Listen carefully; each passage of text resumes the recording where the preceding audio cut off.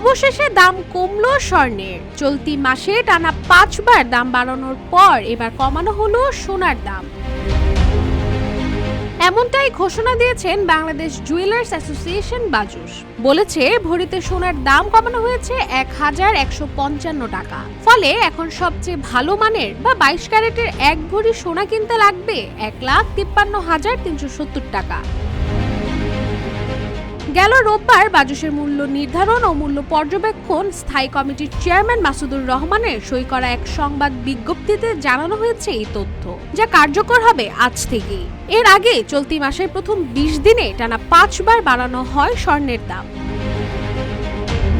বাজুসের ঘোষণা অনুযায়ী 24 ফেব্রুয়ারি থেকে 21 ক্যারেটের স্বর্ণের দাম প্রতি ভরি নির্ধারণ করা হয়েছে 1,46,395 টাকা। 18 ক্যারেটের প্রতি ভরির দাম পড়বে 1,25,481 টাকা এবং সনাতন পদ্ধতির প্রতি ভরির দাম নির্ধারণ করা হয়েছে 1,03,401 টাকা। এদিকে স্বর্ণের দাম বাড়লে কমলেও এখন পর্যন্ত কোনো ঘোষণা আসেনি রূপার দাম বাড়ানোর কিংবা কমানোর। রাশিকা হোসেন, রূপালী বাংলাদেশ।